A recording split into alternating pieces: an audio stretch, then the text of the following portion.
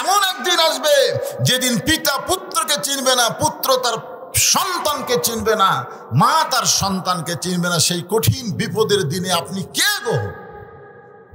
যাকে আমরা জাহান্নামে নিয়ে যাচ্ছি, আপনি তার সামনে দাঁড়িয়ে পড়েছেন। আল্লাহর নবী ফেরেশতাদের সাথে কোনো কথাই বলবেন না। এই যুবকেরা, এই খালি 4G মোবাইল চালাও, ভালো করে শোনো। এমন সময় ফেরেশতা জিবরাইলকে আল্লাহ পাঠিয়ে দিবেন। ফেরেশতা জিবরাইল এসে নবীকে সালাম দিবেন, আসসালামু আলাইকা ইয়া রাসূলুল্লাহ। নবী সালামের উত্তর দিবেন না। আবার সালাম দিবেন, আসসালামু আলাইকা ইয়া রাসূলুল্লাহ। নবী সালামের উত্তর দিবেন না। ফেরেশতা জিবরাইল তৃতীয়বার সালাম দিবেন, আসসালামু আলাইকা ইয়া রাসূলুল্লাহ। নবী সালামের উত্তর দিবেন না। কয়বার? জিবরাইল বলে, হুজুর আপনাকে সালাম আমি দেওয়ার চান্সই পাইনি। দুনিয়াতে 24,000 বার আমি আপনার কাছে গেছি, আপনাকে সালাম দেওয়ার চান্সই পাইনি। আপনি আমার আগে সালাম দিয়েছেন, আর আজকে আমি 3 বার সালাম দিলাম, আপনি উত্তর দিলেন না। কারণ কি? রাসূল বললেন, জিবরাইল সালাম দেওয়ার আগে সালাম দেওয়া শিখা লাগবে। সালাম দেওয়ার আগে সালাম দেওয়াটা কি করা লাগবে? শিখতে হবে। তো জিবরাইল বলে, আমার সালামের ভুল কোথায়? আল্লাহ রাসূল বললেন, তুমি কি আরবি গ্রামার জানো? বাংলা গ্রামার না, আরবি। কাতে হলো 1 বছর, কা 1 বছর, কুমা 2 বছর, কুম হলো বহু বছর। তুমি বারবার খালি বলতেছো আসসালামু আলাইকা ইয়া রাসূলুল্লাহ, শুধু আমারই সালাম দাও, আমার এই গুনাহগার উম্মতকে বাদ দাও কেন? যাকে ফেরেশতারা ধাক্কায় জাহান্নামে নিয়ে যাচ্ছে, এক বাদ দেয় সালাম দাও কেন? জিবরাইল বলে, হুজুর ও সালাম দেন আপনি, কারণ ওর পাপে নেকির চাইতে পাপ অনেক বেশি, ও তো ডাইরেক্ট জাহান্নামে, ওরে তো সালাম দিয়ে লাভ নাই। সঙ্গে সঙ্গে নবী বলবেন, জিবরাইল তোমার আল্লাহ আমার উম্মতের নেকি আর পাপ ওজন করার সময় আমাকে বাদ দিবার পারে, সালাম দেওয়ার সময় তুমি আমার গুনাহগার উম্মতকে বাদ দিবার পারো, কিন্তু আমি নবী বাদ দিবার পারি না। ওমা পড়েন, ওমা আরসালনাকা ইল্লা রাহমাতাল লিল আলামিন। আল্লাহ কোরআনে বলেছে রব্বিল আলামিন, গোটা পৃথিবীর রব হচ্ছেন আল্লাহ। রহমাতুল লিল আলামিন, গোটা পৃথিবীর রহমত হলেন মুহাম্মাদুর। সমস্ত তাফসীরকারক এই বিষয়ে একমত, যতটুকু এরিয়ার রব হলেন আল্লাহ, ততটুকু এরিয়ার রহমত হলেন মুহাম্মাদুর। রাসূল বলে, জিবরাইল তোমার আল্লাহ আমার গুনাহগার উম্মতের নেকি আর পাপ ওজন করার সময় আমাকে বাদ দেওয়া ওজন করে, হ্যাঁ? আবার আমার উম্মতকে বাদ দেয়া সালাম দাও, বাদ দেওয়া তো ভালোই শিখছ, কিন্তু আমি নবী বাদ দিবার পারি না। জিবরাইল বলে, রাসূলুল্লাহ তাহলে আপনি কি করবেন? আল্লাহর নবী বলেন, আমার এই গুনাহগার উম্মতের জন্য আমি আল্লাহর আদালতে আপিল করলাম। আপিল। আমার সঙ্গে সবাই বলবেন, আছেন আমার মুক্তার, আছেন আমার ব্যারিস্টার, শেষ বিচারের হাইকোর্টেতে তিনি আমায় করবেন পার, আমি পাপী রাসূল জাবিন্দার। সবাই বলেন, আছেন আমার মুক্তার, আছেন আমার ব্যারিস্টার, শেষ বিচারের হাইকোর্টেতে তিনি আমায় করবেন পার, আমি পাপী রাসূল। পারা পারে থাকলে তারা সঙ্গে নিও গাড়ি ভাড়া, জবাবদিহি করতে হবে ধরলে টিকিট কালেক্টর, আমি পাপী রাসূল জাবিন্দার। ফেরেশতা জিবরাইল মনে মনে চিন্তা করে, আজ কিছু একটা হবে।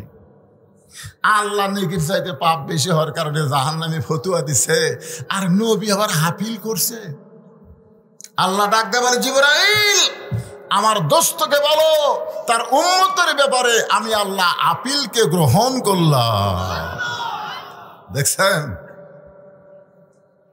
নবী তখন আমাদের মতন গুনাহগার উম্মতকে মিজানের পাল্লার কাছে নিয়ে যাবে। মিজান বোঝে, সামনে আসতেছে। মিজান মানে কি? আরো জোরে, জোরসে বলুন। কেবারে এতগুলো মানুষ দাঁড়ি পাল্লা কবেন, কি ভয় লাগতেছে? মিজান হলো আরবি শব্দ, বাংলা হলো দাঁড়ি পাল্লা। জোরে বলেন, আরো জোরে। জোর হলো না, আরো জোরে। এতদিন বাংলাদেশের দাঁড়ি পাল্লার মিছিল আছে।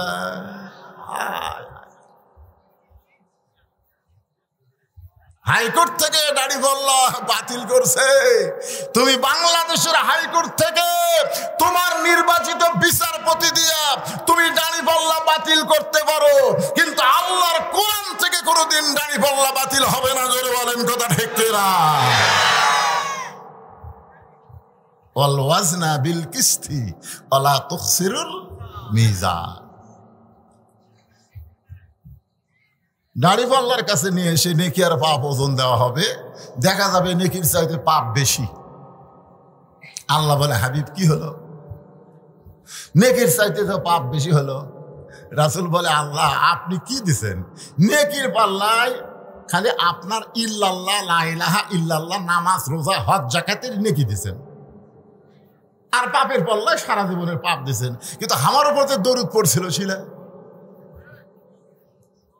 আমার উপর যে দরুদ শরীফ পড়ছিল, সেটা তো আপনার কাছেও নাই, কোন ফেরেশতার কাছেও নাই, সেটা মদিনায় আমার রওজায় জমা ছিল।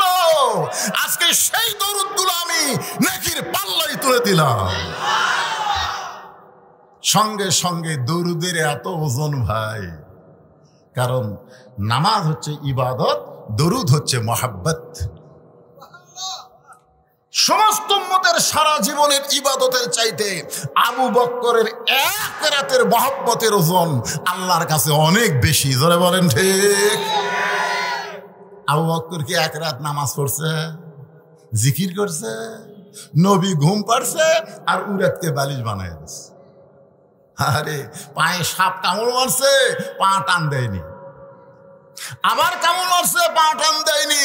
চোখের পানি দিয়ে নবীর ঘুম ভেঙে গেছে। নবী ঘুম থেকে চেতন পায় বলে, আবু বকর বাড়ির কথা, বিবি বাচ্চার কথা মনে করে কাঁদতেছে। বলে, না হুজুর, ওই ছিদ্রের মুখে পা দিয়েছে, কি যেন বারবার কামড়ায়। তো তোমার কামড় দিল সাপ, আর তুমি আমার ঘুম থেকে ডাক দাও না। আবু বকর বলে, ইয়া রাসূলুল্লাহ, কলিজা বের করে আপনাকে যদি দেখাতে পারতাম, তাহলে আপনি দেখতে পাইতেন আমার জীবনের চাইতে আপনার ঘুমের দাম আমার কাছে অনেক বেশি। নবী বলে, আবু বকর আমি তোমাকে কি দিব? আমার দেওয়ার মতন কিছুই নাই। আল্লাহ বলে, আপনাকে দেওয়া লাগবে না, আমি দিলাম। এই জন্য দরুদ শরীফ পড়তে কোনো সময় অলসতা করবেন না, কোনো ফতোয়াবাজি করবেন না। মহব্বত করে কলিজা থেকে নবীর নাম শোনার সাথে সাথে বলতে হবে সাল্লাল্লাহু আলাইহি ওয়াসাল্লাম। এমন একজন নবীর উম্মত হওয়াতে খুশি না বেজার? তাহলে জবান খুলে বলি আলহামদুলিল্লাহ। এখন আপনাদের সামনে যে কোরআন থেকে তাফসির হবে, আমরা আল্লাহর প্রশংসা করার কারণ হলো এই কোরআনের মধ্যে কোনো সন্দেহ নাই। ডক্টর কামালের সংবিধানে সন্দেহ আছে, যখন তখন পরিবর্তন হয়। জোরে কোন কথা ঠিক না? ডক্টর কামাল হোসেন যে সংবিধান স্বাধীনতার সময় করে থেকে গেছে, হাসিনা সেই সংবিধান থোসা। এখন আবার ডক্টর ইউনূস বলতেছে সংবিধান পরিবর্তন করা লাগবে। তার মানে বাংলাদেশের যে সংবিধান, এটা মাঝে মধ্যে পরিবর্তন হয়, আর আল্লাহর যে সংবিধান আমাদেরকে দেওয়া হয়েছে, এর একটা নোক্তা পরিবর্তন করার ক্ষমতা কারো নাই। জোরে বলেন ঠিক? আল্লাহর প্রশংসা আমরা কেন করব? এই যে কোরআন, জালিকাল কিতাব লা রাইবা ফিহ। বাগান পুড়ে গেছে? আচ্ছা ঠিক, আজকে ফাটাফাটি ওয়াজ হয়ে বলা কিছু মনে করেন না? না ঠিকই আছে। কি মনে করতেছেন? এই দিনত করে আইছি বদরগঞ্জ, আমার লাইভে দেখবেন ফাটাফাটি বোঝেন, কোনো অ্যাঙ্গেল নাই, সব ডাইরেক্ট মারবো। তোর এখন কত ঠিক? হ্যাঁ, এই অ্যাঙ্গেল মারছি 17 বছর, আরো অ্যাঙ্গেল।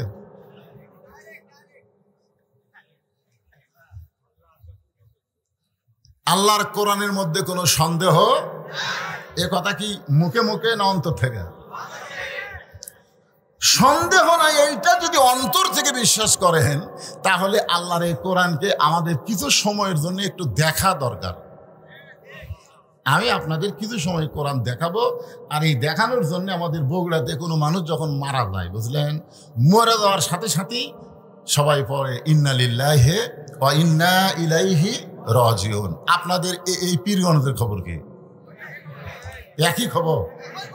আচ্ছা, যদি আওয়ামী লীগ মরে ইন্না লিল্লাহি, আমি ফেসবুকে দেখি আওয়ামী লীগ মরলে অনেকে লেখে আলহামদুলিল্লাহ। লেখে না ভাই, লেখে না? আওয়ামী লীগের কোন নেতা মরছে একটা ইন্না লিল্লাহি নাই, আলহামদুলিল্লাহ। কোন পুলিশ মরলে আলহামদুলিল্লাহ। কে মানুষ মরলে আমরা এতদিন ধরে ইন্না লিল্লাহ কই। বাংলাদেশে এমন কি জঞ্জাল একটা দল বাড়ালো, এরা মরলে মানুষ আল্লাহর শুকরিয়া আদায় করে, জোরে কণ্ঠে। তাহলে সবাই মরলে ইন্না লিল্লাহ কর না। আপনারা তার মুরব্বী, বর্তমান খবর জানেন না, সমান তালে মারিয়ে দেন, জোরে কোন কথা ঠিক কি না? কিন্তু ছেলেমেয়েরা বোঝে না। এটা আসলে মানুষ মরার আয়াত না। মানুষ মরলে যে আয়াত বলা লাগবে এটা কোরআনে নাই। কোরআনে আল্লাহ বলতেছেন ইজা আসাবাতুহুম মুসিবাতুন ক্বালু ইন্না লিল্লাহি ওয়া ইন্না ইলাইহি রাজিউন। এখন আর বাংলা অর্থ কই? এই বাবা, এই যে মনোযোগ দেশ, ইজা মানে যখন, ইজা মানে আসাবাতুহুম মুসিবা, তোমাদের উপরে তাহাদের উপরে কোনো বিপদ আপদ মুসিবত আসবে। ক্বালু, তখন তোমরা বলবে ইন্না লিল্লাহি ওয়া ইন্না ইলাইহি রাজিউন। এখন আপনারা বলেন, এটা কি মানুষ মরার আয়াত? এটা হলো বিপদ আপদ মুসিবতের আয়াত। আল্লাহ বলতেছেন ক্বালু, তোমরা বলো। আল্লাহ যখন বলো কইছে তখন এটা ফরজ, জোরে কোন কথা ঠিক কিনা? আল্লাহই বলবার কইছে। এখন আপনাদের কাছে আমার জানতে চাওয়া, এই মুহূর্তে বাংলাদেশের জন্য সবচাইতে বড় বিপদ কি?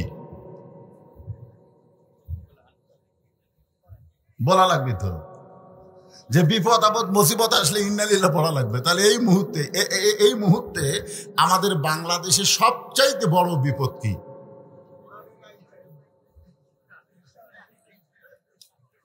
আসলে সামনে যারা বসে, বুঝলেন, তাদের আল্লাহ একটা আলাদা মেজাজ দেয়। মুরব্বী বললেন এই মুহূর্তে সবচাইতে বড় বিপদ হলো মানুষ কোরআনের ওয়াজ শুনবে আবু জেহেলের মতন, কিন্তু কোরআন অনুযায়ী চলবে। আপনারা বলেন তো, কোরআন শোনার 1 নম্বর শ্রোতাকে? আপনারা তো সামনে বসে থাকা ওয়াজ শুনতেছেন, আর আবু জেহেল ওই চোরের মতন চুপি চুপি পিছন থেকে ওয়াজ কোরআন তেলাওয়াত শুনছে, খাড়া হয়ে বসার চান্স হয় না, কেউ বসবারও দেয়নি। সারা রাত কোরআন শোনার পরে সকালবেলা গিয়ে মিটিংয়ের মধ্যে হঠাৎ মুখ ফসকা বার হয়ে গেছে। মুখ ফসকা বলবার চাইনি, কিন্তু ফস করে বার হয়ে গেছে। এত সুন্দর কোরআনের বাণী, রাতটা কোন দিক দিয়ে গেল আমি বুঝবারই পারিনি। শোন আল্লাহ, আবু জেহেল কি কোরআনের পক্ষে কছে না বিপক্ষে কছে? পক্ষে কছে। হ্যাঁ, যে এত সুন্দর কোরআনের বাণী, রাতটা কোন দিক দিয়ে গেল আমি বুঝবারই পারিনি। এখন আপনারা বলেন তো, যে আবু জেহেল কোরআনের বাণীকে সুন্দর বাণী বলে, সে আবু জেহেল কি কোরআনের বিরুদ্ধে? হ্যাঁ, আজকে আমাদের বাংলাদেশের নেতারা বললেও তার রুহের মাগফিরাতে আমরা কোরআন খতম দেই।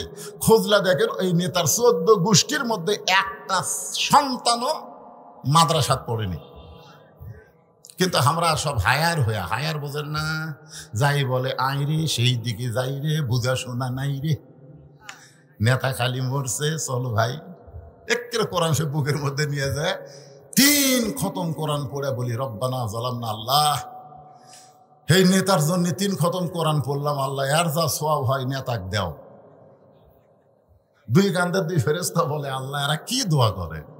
তোমার নবী বলেছে যে কোরআনের একটা অক্ষর উচ্চারণ করবে তাকে 10টা করে নেকি দেওয়া হবে। ওই কোরআন পড়াও সারা, আর নেকি দেওয়াও সারা। ওই কোরআন পড়া শেষ করছে, নেকি লেখাও শেষ হয়ে গেছে। ওই যে আবার চালান করতেছে, চালান করা বোঝেন না? আল্লাহ ওই নেতাক দেওয়া। আল্লাহ বলতেছে, ফেরেশতা তোরা সাক্ষী থাক, কোরআন কোনো মরা মানুষের জন্য নয়, কোরআন হলো জীবিত মানুষের হেদায়েতের খোরাক। জোরে বলেন ঠিক কিনা? মানুষ মারা গেছে, আপনি কোরআন তেলাওয়াত করে তাকে জান্নাত দিবেন, সেই জন্য আল্লাহ কোরআন শরীফ দুনিয়াতে পাঠান নাই। আল্লাহ কোরআন সম্পর্কে বলেন, অনুনাজ্জিলু মিনাল কুরআনি মা হুয়া শিফাউ ওয়া রাহমাতুল লিল মুমিনিন।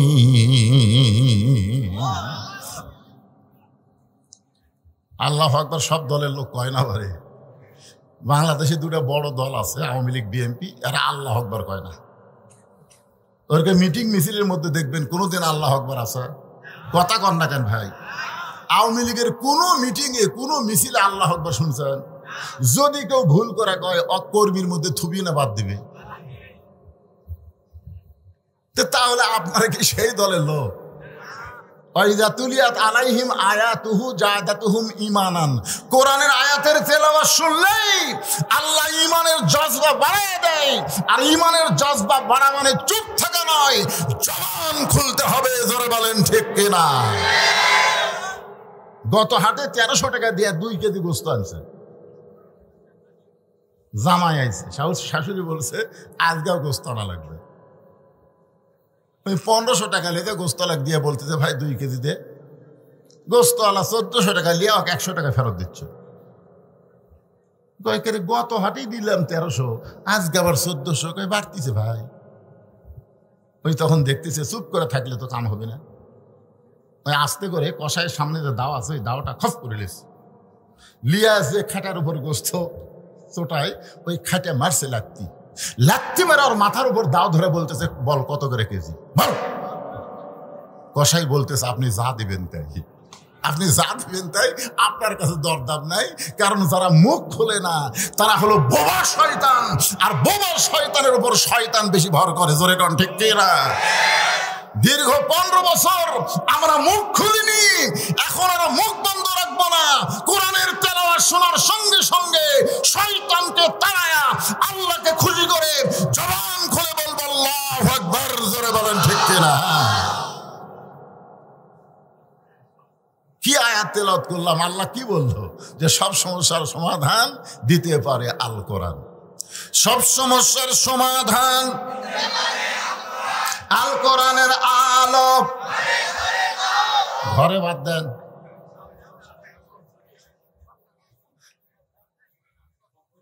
সংসদেও কোয়া লাগবে না। আমি একটা সুন্দর বুদ্ধি দিচ্ছি, আপনারা বলবেন সব জায়গার মধ্যে যদি কোরআন জ্বলে, সংসদ বাদ থাকবে? আল কোরআনের আলো, কোরআন হাদিস যেখানে, দুনিয়ার মুসলমান লিল্লাহি তাকবীর।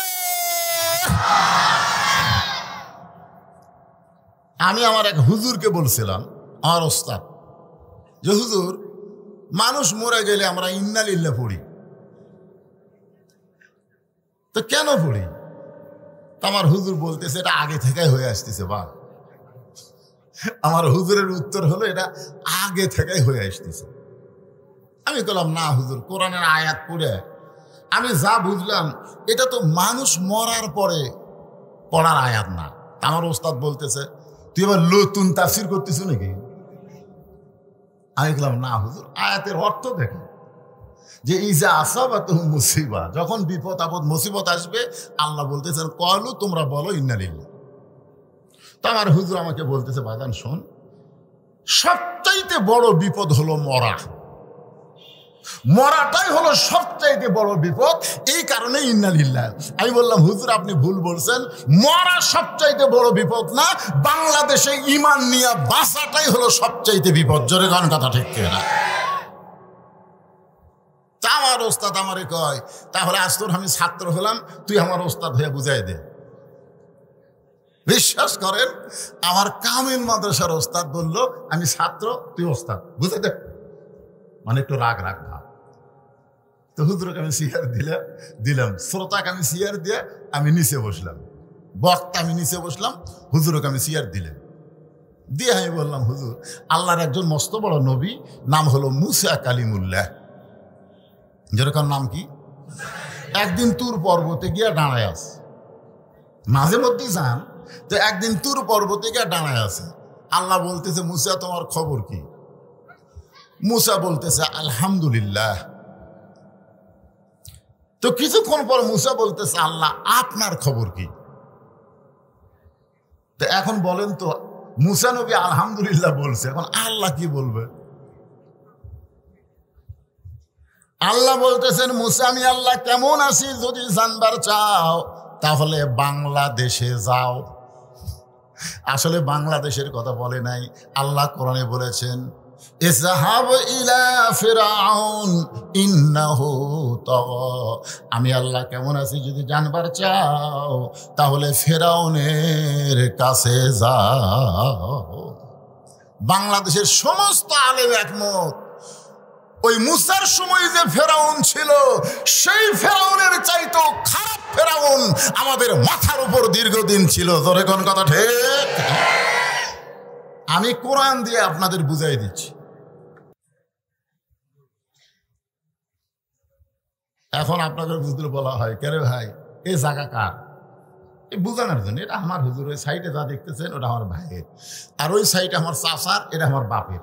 তো সবই যদি তোমাকে হয় আল্লাহর, তখন আল্লাহটা দেখতে গেলে 2 মিনিট হাঁটা লাগবে হুজুর। 2 মিনিট হাঁটা মসজিদের সামনে গিয়ে বলতে, তো হুজুর এখানেও আল্লাহর কিছু ছিল না, এখানেও আল্লাহর কিছু ছিল না, আমার চাচা 10 শতক আল্লাহ দান করছে, আর আমরা টাকা পয়সা দিয়ে আল্লাহ ঘর বানিয়ে দিছি।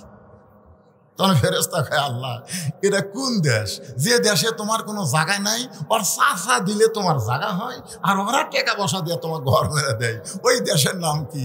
আল্লাহ বলতেছে, ওটাই তো ফেরাউনের দেশ।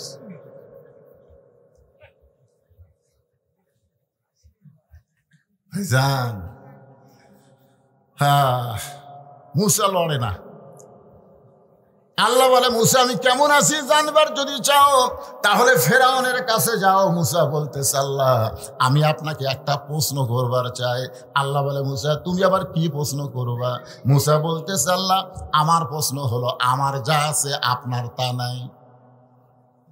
মুসা বলতেছে, আল্লাহ আমার যা আছে আপনার তা নাই।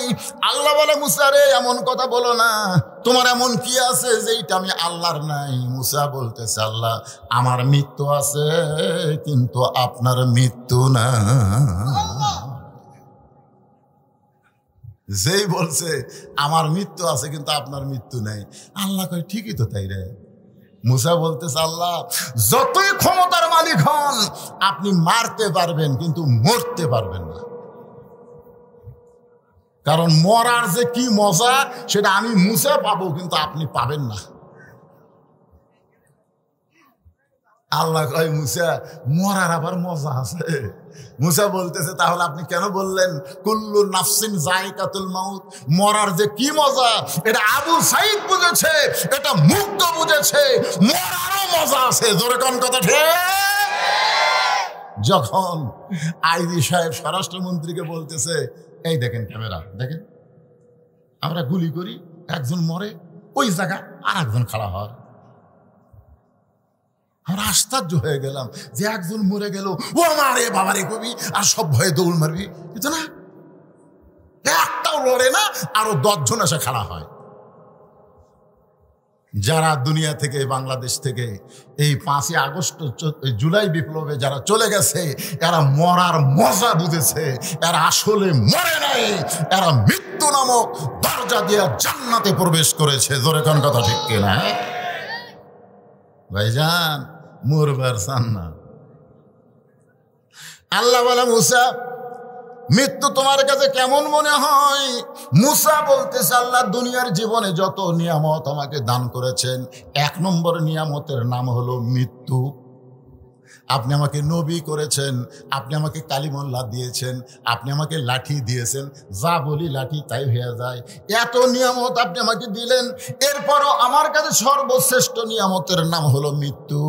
আল্লাহ বলে, মুসা, মানুষ দুনিয়াতে গিয়ে মরবার চায় না, সেই মৃত্যু তোমার কাছে উত্তম নিয়ামত হওয়ার কারণ কি? মুসা বলতেছে, আল্লাহ, কারণ হলো তিনটা। জোরে বলেন, কয়টা? এই ছেলে, তোর দুইজনের কি হলো রে? গন্ডগোল করতেছ কা? না না, কতগুলো ছেলে আছে সিজার করা, বোঝেন না ভাই? সিজার, এই সিজার করার অস্থির। হ্যাঁ, এই যে এ বসে আছে, আমি আছি, আমরা চারটে সিজার, বোঝেন? আসলে বাংলাদেশের প্রত্যেকটা মায়ের নরমালে বাচ্চা হবে, প্রত্যেকটা মায়ের, খালি ধৈর্য ধরলি। কিন্তু এই যে অধৈর্য, এই অধৈর্য হওয়ার কারণে স্বামী ডাক্তারের কাছে নিয়ে যায়। ডাক্তার এখন টাকা কামার জন্য পরীক্ষা করা কয়, পানি শুকে গেছে, বেঁকা হয়ে আছে। এখন কি করবি? পেট কাটা দেখে বাচ্চা ঘুম থেকে চেতনই পায়নি, আর চেতন পাওয়া আরো 2 দিন পর। ওই 2 দিন আগে পেট কাটা দেখে চেতন পায়নি, তখন ডাক্তাররা কয়, কি করা যায় রে, তো ঘুমের মধ্যে আছে। তখন এক ডাক্তার, বড় ডাক্তার কয়, আর পাও ধরে বের করে, পাও ধরে বের করে এরকম একটা ঘুরেন দেয়। যেই ঘুরেন দেয় আর ঘুম ভাঙে, একটা কান্দন দেয়। ওই কান্দনে আর মাথার মধ্যে যে ঝাঁকি খায়, ওই ঝাঁকিতে ওই অস্থির হয়ে যায়। ওই মোবাইল ছাড়া ভাত খায় না, মোবাইল ছাড়া আর কান্না বন্ধ হয় না। জোরে কোন কথা ঠিক কিনা? কোরআনের মাহফিলে কোনো সময় এই ধৈর্য নিয়ে বসবার পারবি না, ওই সিজার করা।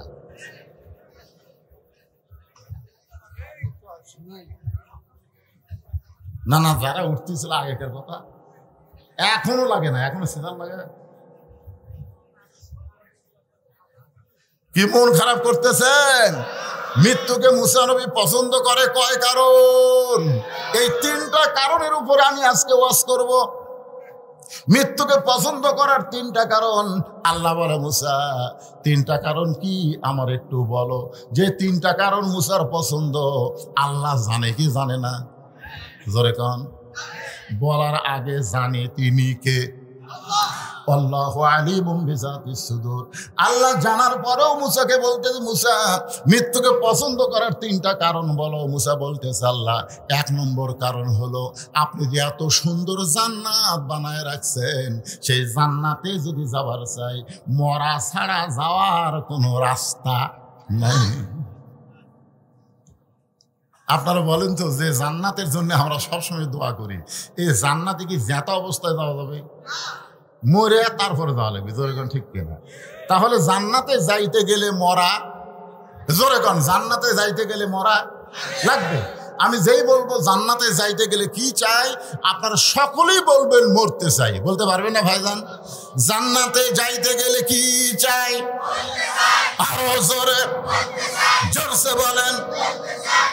আমি পীরগঞ্জ থানার পুলিশকে বলতেছি, আসো আসো, যেই মাহফিলের প্রত্যেকটা শ্রোতা মরার মিছিল করে, সেই মাহফিলের কোন শ্রোতা বাতিলের সঙ্গে আপোষ করবে না। জোরে কোন কথা ঠিক কিনা? আসো, কারণ আমরা মরবার চাই। যারা মরবার চায় তারা অন্যায়ের সাথে আপোষ করার কোনো সুযোগ নেই। হায় হায়, আপনারা মনে করতেছেন হুজুর এখনই মরম, এখনই মরবেন না, কিন্তু মরা লাগবেই।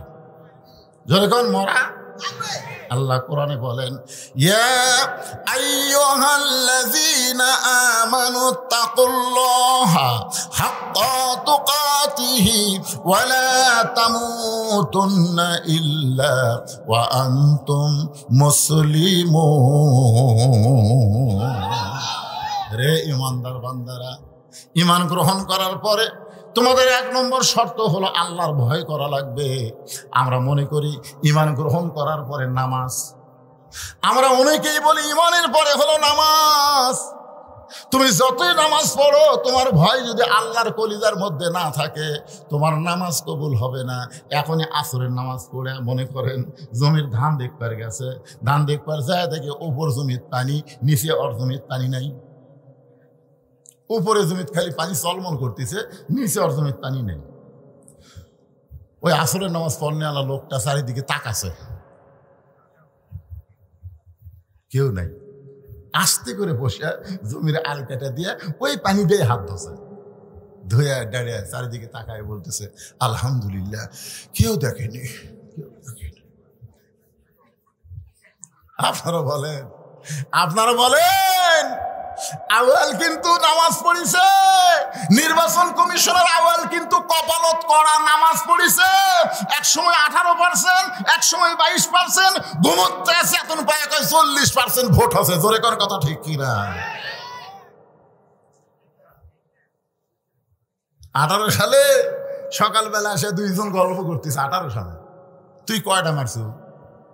কি রে, ভোট হবি দিন, আর সকালে গল্প করছে কয়টা মারছু? আমি 2 মুড়ি মারছি ভাই, আমি 1 মুড়ি মারছি। কেউ দেখেনি। আরে পাগলা, দরজা জানলা বন্ধ, দেখবি কে? 2 কান্দে 2 ফেরেশতা বলতেছে আল্লাহ এই যে 2 শয়তান কি গল্প করতেছে, ওরা জানলা দরজা বন্ধ করে সমানে ভোট মারছে, আমরা তাহলে ঘুম পাচ্ছি। বেঈমানের দল, পুরা বেঈমান। 1 ভোটের জায়গায় 2 ভোট দিছে, ওই 1 বাপের জন্মা না, ওই 2 বাপের জন্মা। জোরে কোন কথা ঠিক কিনা? কথা বলে। দিনের ভোট রাতে করছে আর মুসলমান দাবি করতেছে যতই নামাজ পড়ো, যতই রোজা করো, একটাও কবুল হবে না, কারণ তোমার ঈমানই নাই। জোরে তোমার কি নাই? পানিতে হাত দিয়ে উপর দিয়ে খাড়া হয়ে চারিদিকে তাকে কয় আলহামদুলিল্লাহ, কেউ দেখেনি, কেউ দেখেনি।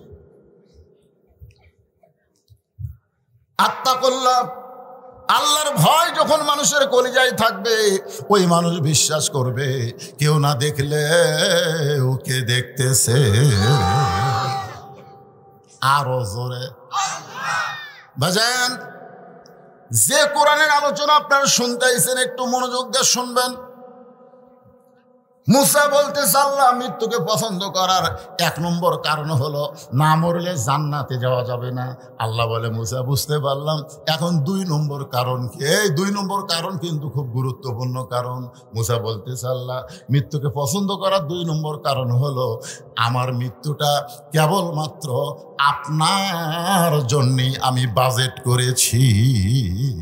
সুবহানাল্লাহ, জোরে খান। এই মুহূর্তে আমরা যখন আমি বলবো আমরা মরবো কার জন্যে, সকলে কি বলবেন? আমরা মরবো কার জন্যে? আরো জোরে জোরসে বলেন আল্লাহর জন্যে। যারা মরবে আল্লাহ বলতেছে তাদের মৃত্যু নাই। মতিউর রহমান নিজামী নাম শুনছেন? ওনাকে প্রেসিডেন্ট আপনাকে জামাত হিসাবের আমির হওয়ার কারণে মাফও করে দিতে পারে, আপনার ফাঁসির দণ্ড মওকুফ হয়ে যাবে। মতিউর নিজামী মুচকি মুচকি হাসে। উকিল বলে হাসেন কেন? বলে হাসার কারণ হলো তোমার কথা শুনে তুমি যে বলতেছো প্রেসিডেন্টের কাছে বাঁচার দরখাস্ত লিখতে। আমি আমার জীবনে 3টা প্রেসিডেন্টকে জীবিত অবস্থায় মরা দেখছি।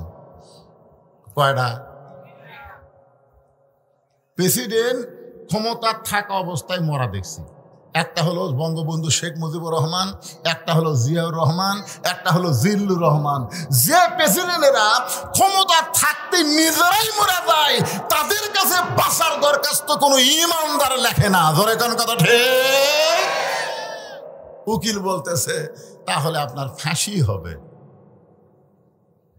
মতিউর রহমান নিজামী, মুজাহিদ, কামরুল ইসলাম সহ এমনকি সালাউদ্দিন কাদের বিএনপির, তিনিও বলেছেন আমাদের ফাঁসি হবে কিন্তু মৃত্যু হবে না। মারাত্মক কথা, কি ফাঁসি হবে মৃত্যু হবে না? তার দলিল কি? আল্লাহ কোরআনে বলেন ওয়ালা তাকুলু লিমান ইউকতালু ফি সাবিলিল্লাহি আমওয়াতুন বাল আহইয়াউ ওয়ালাকিন লা তাশউরুন। আপনারা বলেন এই আয়াতের বাংলা অর্থ কি? আল্লাহ রাস্তায় যারা জীবন দেয়, যুবকেরা মনোযোগ দিয়ে শোনো বাদান, আমরা মুজিব চাচার দেশ দেখেছি, দেখিনি? হ্যাঁ জোরে কান, আপনারা দেখেন না, আমি দেখছি। আমরা শহীদ জিয়ার শাসনও দেখছি। শহীদ জিয়া খুব ভালো মানুষ আসলে বলে, আসলে অল্প দিন শাসন করছে, কিন্তু বেচারা যখন দুনিয়ার থেকে বিদায় নিল তার একটা ভাঙ্গা সুটকেস কিছুই ছিল না। মানে সব দেশের জন্য করেছে, নিজের জন্য কিছুই করেনি। এই জন্য অনেক আলেমরা জিয়া রহমানকে হযরত উমরের মতো বলতো, জোরে কান সুবহানাল্লাহ। আমি তখন খুব ছোট ছিলাম। আমরা এরপরে দেখলাম আপনাকে রংপুরের চাচা, এর সাথে ধরো চাচা কই, আপনারা কি করেন? মামা, আপনার মামা। আচ্ছা, এই মানুষটা ওর অত্যন্ত ভালো মানুষ ছিল। ভালো মানুষ হওয়ার পিছনে কারণ হলো, আগে খ্রিস্টানদের রবিবার দিন ছুটি ছিল। আগে কিন্তু যারা সরকারি চাকরি করছে রবিবারে ছুটি ছিল, কিন্তু এরশাদ বললো না, আমরা মুসলমান, আমরা খ্রিস্টানদের রবিবারের ছুটি মানি না, আজ থেকে ছুটি হবে জুমার দিন, শুক্রবার। ধরে কেন সুবহানাল্লাহ। তখন আমেরিকা, রাশিয়া, ব্রিটেন, ফ্রান্সের খ্রিস্টানরা বললো, এরশাদ আমাকে রবিবার বাদ দিয়ে তুমি শুক্রবার ছুটি করলা, আমরা যদি সাহায্য বাতিল করি। এরশাদ বলল, তোমরা সাহায্য বাতিল করলে কি হবে? আল্লাহর সাহায্য অবারিত বর্ষণ হবে। এরশাদ চাচা যখন শাসন করছে তখন মসজিদের কারেন্টের বিল দেওয়া লাগেনি, মাদ্রাসার কারেন্টের বিল দেওয়া লাগেনি। ভালোই ছিল, কিন্তু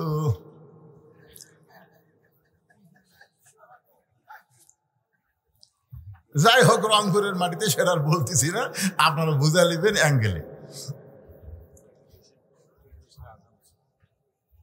এরশাদের পরে আমরা দেখলাম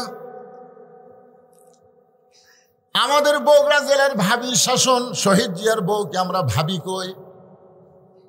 তারপরে দেখলাম আপার শাসন, জাতির পিতার মেয়েকে আমরা আপা কই। জোরে কন, কি কন? আপার পরে দেখলাম আবার ভাবি। এরপরে ভোট হোক বা না হোক, 16 বছর আমরা দেখলাম স্বৈরাচারীর শাসন, সর্বমূল্যে 50 বছর দেখেছি আমরা। এই যে সামনে যে ইলেকশন আসতেছে, এবার আমরা কোনো মানুষের তন্ত্রমন্ত্র দেখব না, আমরা আল্লাহর কোরআনের শাসন দেখতে চাই। কারা কারা দেখতে চান? দুই হাত তুলে আমার আল্লাহকে দেখান। লিল্লাহি হাত নামান। আল্লাহর কোরআনের শাসন দেখবার গেলে সামান্য একটা সিমটম বলি, বাংলাদেশের মতন 96টা দেশের খলিফা, বাংলাদেশের মতন কয়টা? 96টা দেশের খলিফা আল্লাহর কোরআন দিয়ে রাষ্ট্র চলায়। মানুষের আইন দিয়ে না, আল্লাহর কোরআন দিয়ে। তিনি একদিন জুমার মেম্বরে দাঁড়িয়ে খুতবা দিচ্ছেন। খুতবা মানে যেরকম বক্তব্য দিচ্ছি এরকম বক্তব্য দিচ্ছেন দাঁড়িয়ে। মাঝখান থেকে একজন সাহাবী দাঁড়িয়ে বলতেছে, ইয়া আমির আল মুমিনিন, আপনার খুতবা শুনবো না। ওমর ফারুক, কে রে ভাই, আমার কি উচ্চারণ ভুল হচ্ছে? আমি কি খুতবায় কোনো ভুল বলতেছি? আমার খুতবা কেন শুনবো না? লোকটা বলতেছে, না, আপনার খুতবা পড়া ঠিক, উচ্চারণ ঠিক, সবই ঠিক। তাহলে আমার ব্যাঠিক কি? ব্যাঠিক হলো আমাদেরকে খাটো পাঞ্জাবি দিয়া আপনি লম্বা জুব্বা পরছেন। দেখেন, কোরআন দিয়ে যখন দেশ চলবি তখন নেতা কিভাবে সাইজ করবি দেখেন। হ্যাঁ, আমাদেরকে আপনি খাটো পাঞ্জাবি দিয়া আপনি লম্বা জুব্বা পরে খুতবা দিচ্ছেন। যতক্ষণ পর্যন্ত আপনার লম্বা জুব্বার কাহিনী না বলবেন ততক্ষণ আমরা আপনার খুতবা শুনবো না। সঙ্গে সঙ্গে ওমর ফারুক খুতবা বন্ধ করে দিলেন। ছোট বাচ্চার মতন চোখ দিয়ে দর দর করে পানি আসতেছে। র্যাব নাই, পুলিশ নাই, চামচা নাই, জগ ধরবি। আপনাদের পীরগঞ্জের এমপি যদি কেউ এরকম বলে, এমপি সাহেব আপনার বাড়ি তো ভালোই তেলতেলা, আমাদের বাড়ি, বলা মাত্র এমপি চামচা আছে না নাই? কথা কন না কেন? আছে না?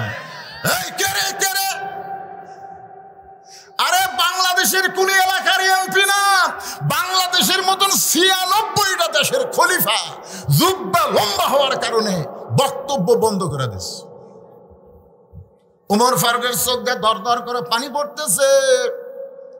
এমন সময় 30 পারা কোরআনের হাফেজ, 6 লক্ষ হাদিসের হাফেজ, নাম হলো আব্দুল্লাহ বাবার নাম হলো হযরত ওমর। দেখেন নেতার বেটার শিক্ষা যোগ্যতা, দেখেন নেতার বেটা ইঞ্জিনিয়ার, ব্যারিস্টার, 30 পারা কোরআনের হাফেজ, 6 লক্ষ হাদিসের হাফেজ আব্দুল্লাহ বাবার পাশে দাঁড়ায়া উকালতি করতেছে আর বলতেছে, রে রবির সাহাবীরা, তোমরা খাটো পাঞ্জাবি হলেও তো নতুন কাপড় পরে তোমরা নামাজ পড়তে এসেছ, আমার পরনে দেখো নতুন কোনো কাপড় নাই। ওসমান গনি বলে, আব্দুল্লাহ আজকে জুমার দিনে সবাই নতুন কাপড় পরে নামাজ পড়তে আইছে, আর তুমি পুরাতন কাপড় কেন পরলা?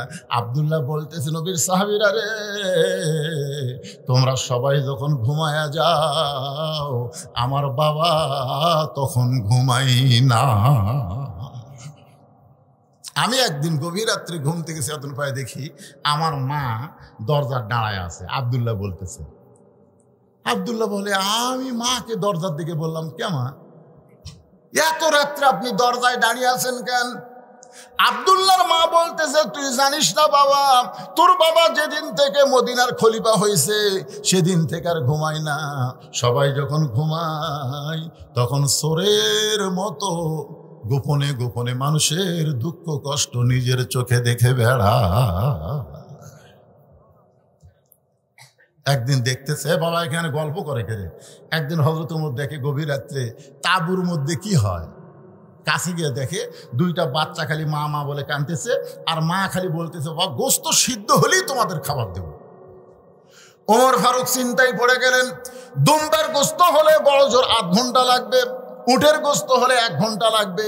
এত রাত হয়ে গেল এখন পর্যন্ত গোস্ত সিদ্ধ হয় না। সন্তানগুলো কাঁদে, মায়ের মনে কি দয়া হয় না? ওমর ফারুক বললেন, মা তুমি কেমন মা, তোমার সন্তান ক্ষুধার জ্বালায় কান্দে আর তোমার গোস্ত সিদ্ধ হয় না? মেয়েটা তাঁবুর ভিতর থেকে বলে, পথিক আমার বাড়ি হলো ইয়ামিন দেশে, আমি শুনেছি মদিনার খলিফা ওমর অত্যন্ত ভালো মানুষ। আমার 2টা এতিম বাচ্চাকে খলিফা ওমরের কাছ থেকে সাহায্য পাওয়ার আশায় বিকেলবেলা ওমরের দরবারে গিয়ে দেখি এত মানুষের ভিড়, আমি ভিড় ঠেলে ওমরের কাছে যাবার পারি নাই।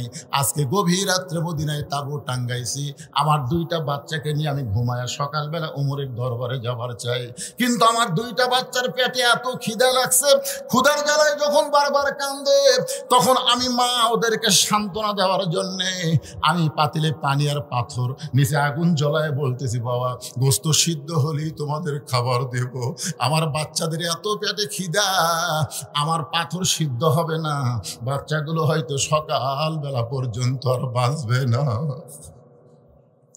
ওমর ফারুক বললেন, মা একটু ধৈর্য ধরো, মা একটু ধৈর্য ধরো। এক দৌড় মারলেন, বাইতুল মালের দরজায় গিয়ে বললেন, আসলাম তাড়াতাড়ি 1 বস্তা খাবার আমার মাথায় উঠায় দে। আসলাম বলে, আমি চাকর, আপনি হলেন খলিফা, বলেন কোথায় বস্তা নিয়ে যাওয়া লাগবে? ওমর কান্দের বলে, আসলাম রে, একজনের পাপের বোঝা একজন মাথায় নেয় না, দে আমার মাথায় উঠায় দে।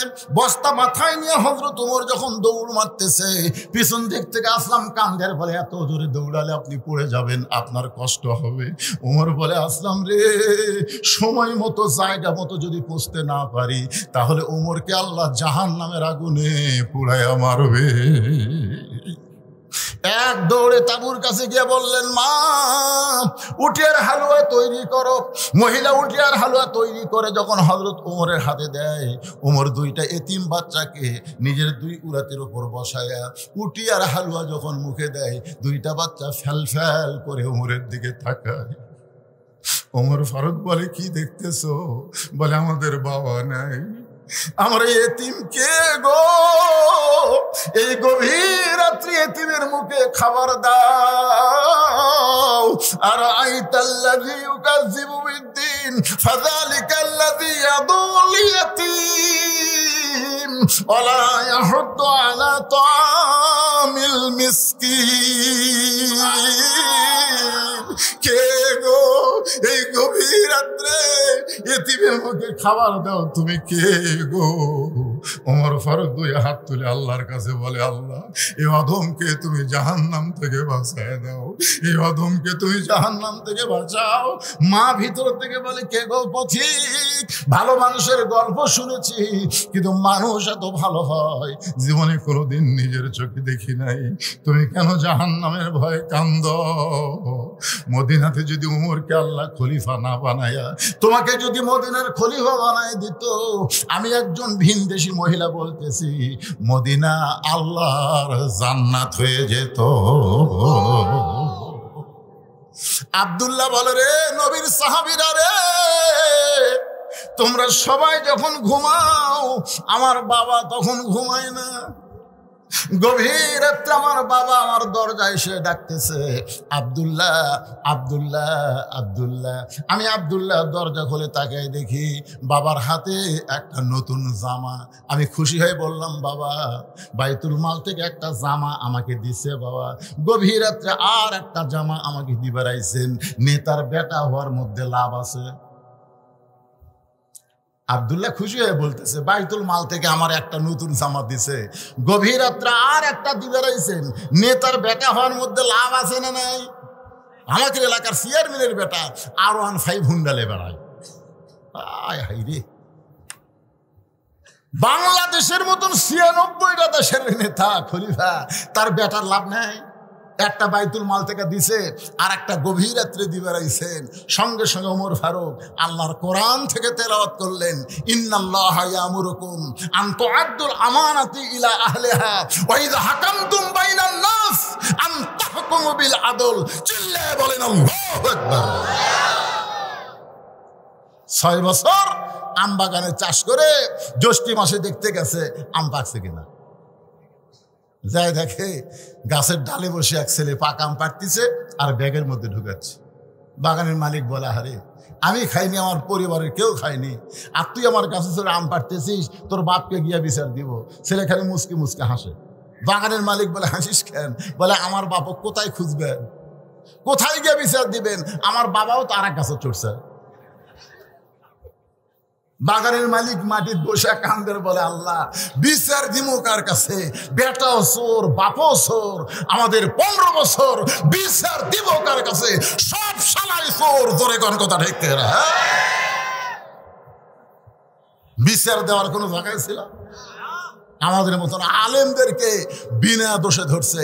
আমির হামজা এখন আর ওয়াজ করবার পারতেছে না, 3 বছর জেলে। তাকে যে কি করছে আল্লাহ ভালো জানে। একটা তরুণ ছেলে, আমার ওয়াজের বয়স হচ্ছে 41 বছর, আর ওর জন্মের বয়স হচ্ছে 32 বছর।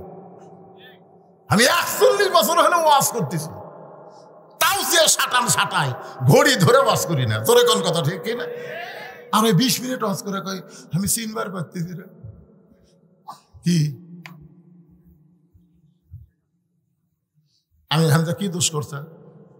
মামুনুল হক কি দোষ করছে? ইউসুফ নবীর মতন বিনা দোষে জুলাইখা যেরকম জেলখানায় বন্দি রাখছিল, এটা আরেক জুলাইখা। জোরে কোন কথা ঠিক না? জোরে বলো। কোন বিচার ছিল না, বিচারককে যা বলেছে তাই করছে।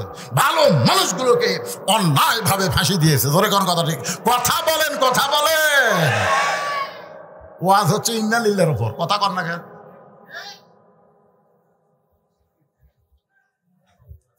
একটু মনোযোগ দিয়ে শুনবেন।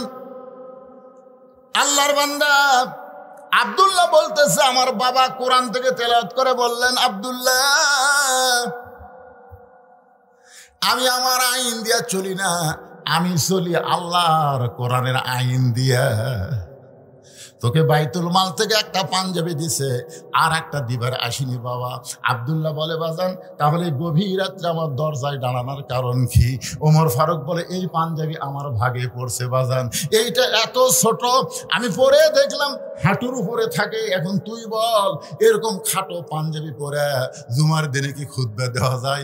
অন্তত মুসল্লির পাঞ্জাবি খাটো হলে সমস্যা নাই, ইমামের পাঞ্জাবি বড় হওয়া লাগবে। ধরে কোন ঠিক কি না? আব্দুল্লাহ রে, তোর কাপড়টুকু আমাকে একটু আল্লাহর হস্তে দান করে দে। আব্দুল্লাহ বলে, আমার নতুন কাপড় আমার বাবাকে দান করে দিলাম। বাবার কাপড় আমার কাপড় একত্র করে বাবা লম্বা জুব্বা বানায় খুতবা দেয়। এখন তোমরাই বলো আমার বাবার খুতবা যায় কি না যায়?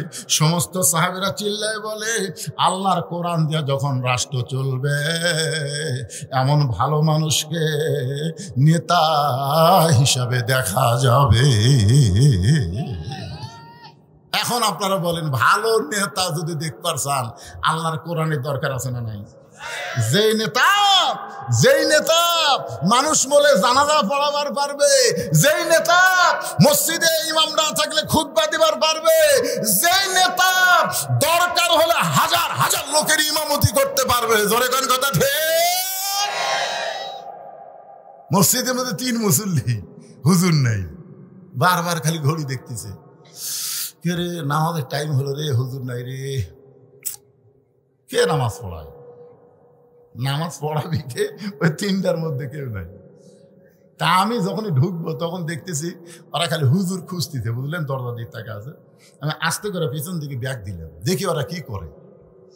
যখন টাইম হয়ে গেছে তখন এই 3 জনের মধ্যে একজন আবার জামাত ইসলাম সমর্থন করে, একজন আওয়ামী লীগ, একজন বিএনপি। তো এখন আওয়ামী লীগের যাই, তাই বলতেছে, কে ভাই তুই সামনে যা, তোর মাথার টুপি আছে, মুখের দাঁড়িয়ে আছে, তুই যা। আমি যে জামাত ভাই, তোর দল ক্ষমতা তাতে তুই যা। আরে পাগলা, নামাজ পড়ি রে, পড়াবার পারি না। এখন বলতেছে, ভাই আমি যে জামাত ইসলাম, সামনে যদি যাই, তোরা নিয়ত করার সময় কি বলবি? নিয়ত করার সময় তো বলা লাগবে, দেখতে দেয় তো বেহাজাল রাজাকার না, বেহাজাল ইমাম করবো। ইমাম মানে নেতা, মানে আমি কিন্তু এখন নামাজ পড়ানোর সময় জামাত ইসলাম হইয়া তোরকে নেতা হমো, তোরা আওয়ামী লীগ বিএনপি, তোরা কি করবো কহ? তখন আওয়ামী লীগ বলতে, ফাজলামও বাদ দিত, বলে বাইরের কথা ভিতরে কোস না। তুই জামাত, আমি আওয়ামী লীগ, ওই বিএনপি, এটা হলো বাইরের কথা রে, ভিতরের কথা হলো আমরা 3 ভাই একসঙ্গে জামাত করতে চাই। ইসলামের ভিতরের কথা হলো আওয়ামী লীগ বিএনপি জাতীয় পার্টি জামাত না, প্রত্যেকটা মুসলমান কোরআন অনুযায়ী চলতে চাই। জোরে বলেন কথা ঠিক কিনা? কি চিন্তা করতেছেন? 2-1 ওটা বসা করতেছেন, ভাবতেছেন আমরা আওয়ামী লীগ পরিবারে আমাকে হুজুর বাঁশ দিচ্ছে না। কে কি করছেন ওটা কোনো ব্যাপার? আপনার বলেন, আমার জামাই ওয়াজ করল, কি কিসের ওয়াজ করলো? তওবার ওয়াজ করেনি, যেরকম তওবার ওয়াজ করেনি।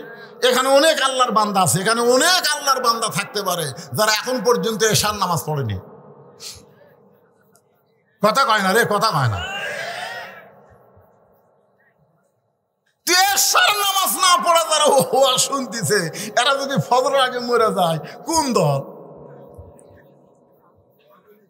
না না না না, আওয়ামী লীগ নামাজ পড়ে। এখনই ওয়াজ করেন কি আওয়ামী লীগ নামাজ পড়ে না? পড়ে। আপনারা বলেন তো ভাইজান, যারা এশার নামাজ পড়েনি, ফজরের আগে মরে গেল, এরা কোন দল হয়ে মূল? বেনামাজি কোন দল? সেটাই জানেন না। আমি বুখারী শরীফ, মুসলিম শরীফ থেকে 3টা হাদিস বলবো, যেরকম কয়টা আপনারা দেখেন তো হাদিসগুলা কি কয়।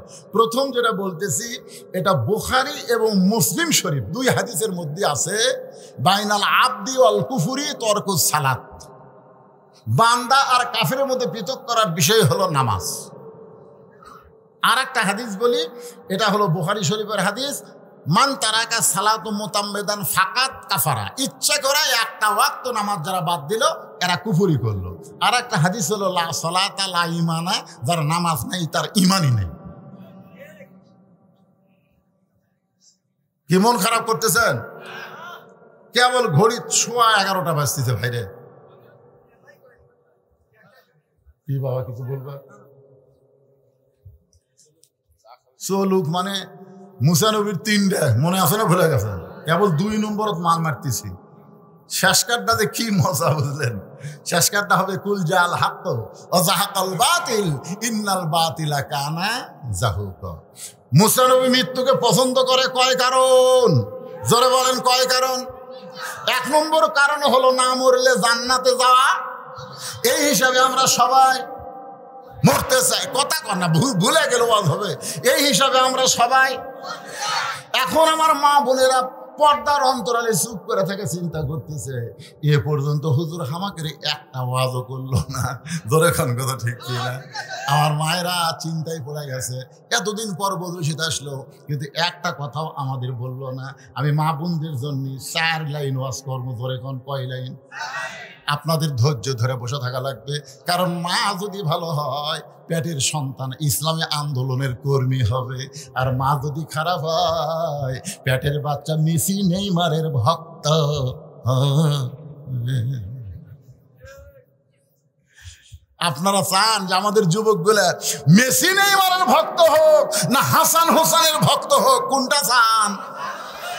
হাসান হোসেনের ভক্ত যদি আমরা চাই, আমাদের মাপগুলোর ভালো হওয়ার দরকার আছে না নাই? এই জন্য 4টা লাইন। গভীর রাত্রে খাদিজাতুল কুবরা আল্লাহ রাসূলের হাত ধরে কাঁদতেছে। রাসূল ঘুম থেকে চেতন পায়, বলে খাদিজা কাঁদেন কেন?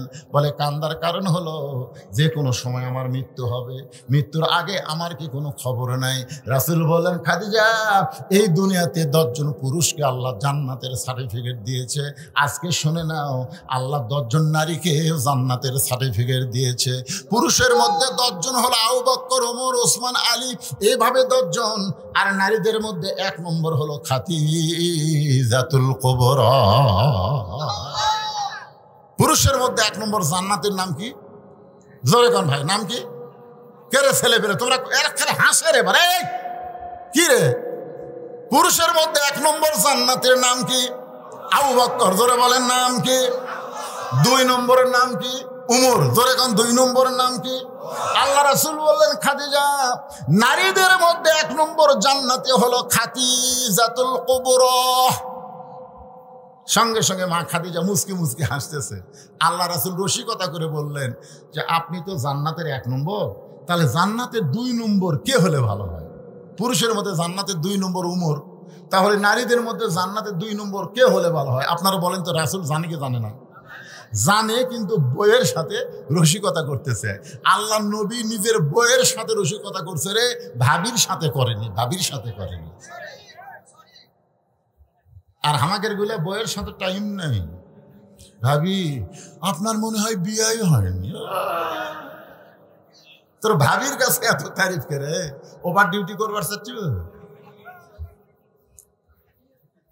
আল্লাহ রাসূল নিজের বিবির সাথে রসিকতা করেছেন। একদিন গভীর রাত্রে আয়েশাকে বললেন, আয়েশা এত ঘুমাল আপনি?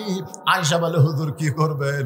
বলে চলো আমরা মরুভূমির দৌড়াদৌড়ি করি। জোরে কোন সুবহানাল্লাহ। আয়েশাকে নিয়ে রাসূল মরুভূমিতে দৌড়াদৌড়ি শুরু করলেন। একসময় আয়েশা ক্লান্ত হয়ে নবীর উরাতে মাথা দিয়া শুয়ে পড়লেন। রাসূল বলে, আয়েশা এইটা তো ঘর না, এইটা হলো মরুভূমি। বলে এত রাত্রি কে দেখবে হুজুর? আল্লাহ রাসূল, আয়েশা রে আসমানের দিকে তাকায় দেখো কত তারকা দেখা যায়। আয়েশা বলে, কোটি কোটি তারকা দেখি। ইয়া রাসূলুল্লাহ, এত তারকা আল্লাহ কেন সৃষ্টি করছে? আল্লাহ রাসূল বলেন, আয়েশা আমার একজন সাহাবী আছে, এই তারকার চাইতেও আল্লাহ তার আমল নামায় নেকি বেশি দিয়েছে। আয়েশা বলে, হুজুর আমি জানি সেই সাহাবীকে। আল্লাহ রাসূল বলেন, আয়েশা তুমি কেমনে জানো? বলে ওই সাহাবী হলো আমার বাবা আবু বকর। রাসূল বললেন, আয়েশা তোমার বাবা আবু বকর নয়, ওই সাহাবী হলো তোমার সতীনের বাপ হযরত ওমর।